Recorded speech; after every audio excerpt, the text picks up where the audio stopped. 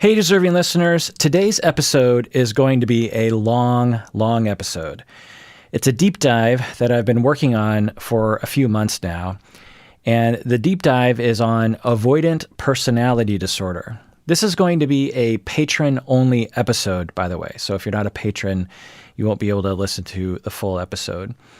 This is the first episode in a series that I'm going to be doing on loneliness in general. Lots of people suffer from loneliness. I get emails about it almost every day.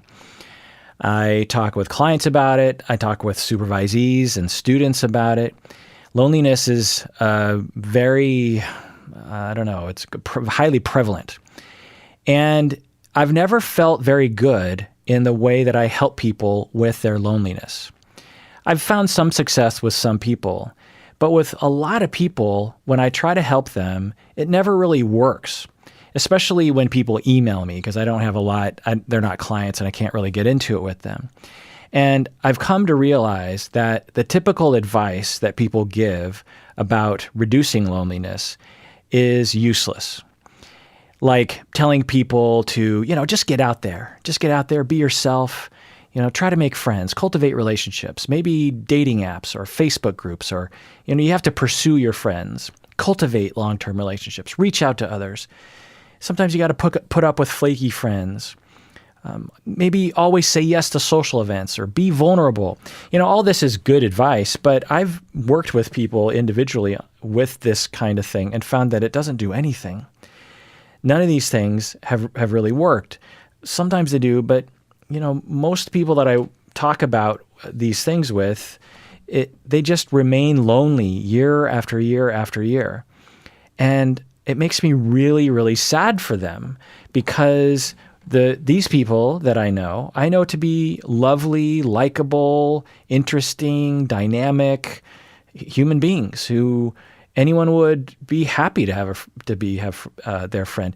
I often think about, because I have multiple people telling me that they're lonely, I often think about, well, how come all those people don't just get together and eliminate all their loneliness all at once? Well, it's not that simple, is what I have found. It is not easy to eliminate loneliness in your life. It is usually perceived as a very simple thing. Well, just make friends, just build friends.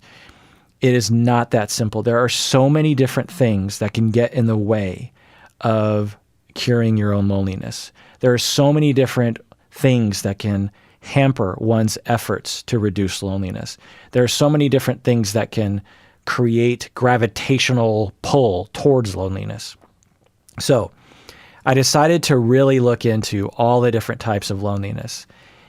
As long-term listeners know, I love doing deep dives, and I have a long list of things that I want to do deep dives on. And this just really stuck out because of how common I get this question of I can't seem to keep friends, or I try to have groups of friends and I see other people being friends with each other and I don't have that. Or when I'm in social situations, I get real anxious. Or I don't think anyone is capable of really liking me. There's just so many different types of loneliness. And so I want to look into all the different types of loneliness. And this is the first episode. And it's just one tiny percentage piece of the pie about loneliness, which is called avoidant personality disorder. Other topics that I want to look into around loneliness are social anxiety, which is very common. I also want to look into how our culture is becoming more and more isolated from each other. I want to look into schizoid personality disorder. I want to revisit, which I've visited in the past, incels, involuntary celibates, MGTOW, men going their own way, and the pickup artist community.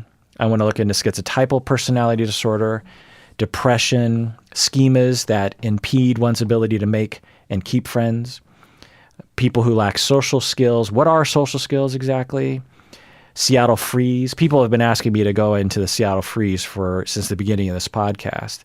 If you're not familiar, the Seattle Freeze is this notion that in Seattle, it's very cold socially, and that when people move to Seattle, they have a really hard time making friends because they feel frozen out of relationships. And as someone who's lived in Seattle his whole life, myself, I don't really see that. I find Seattle people to be very warm. I like to consider myself to be very warm.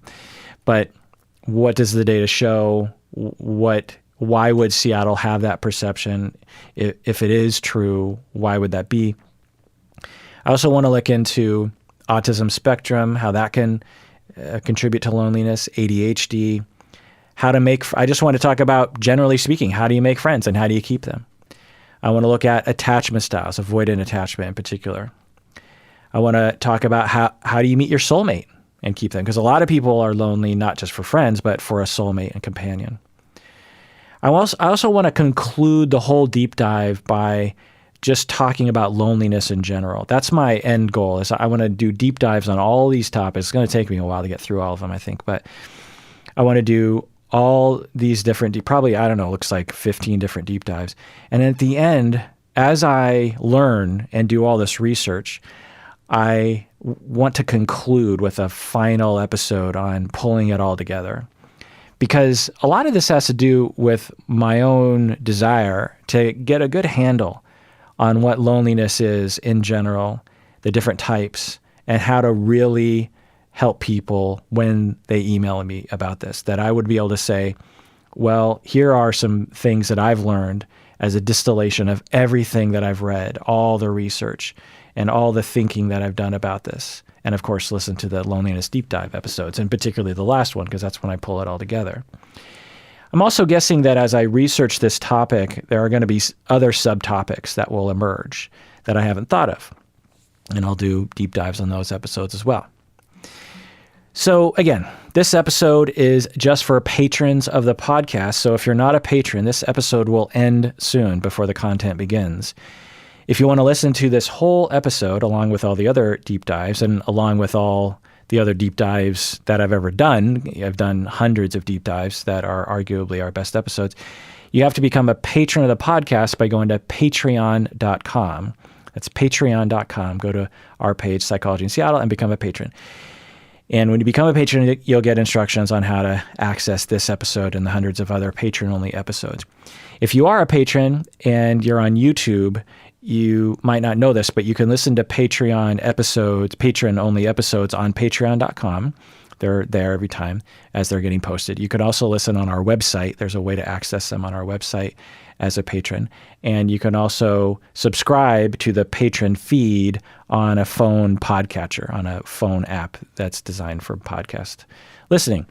So those are the three different ways: patreon.com, website, and your phone podcatcher to access premium episodes. But you only have access to that through your Patreon membership. And as always, if you have trouble accessing it, go to psychologyinseattle.com, click on the contact page, and we're here to help you get access to premium episodes. So again, if you're not a patron, this episode is going to end, and I apologize for that.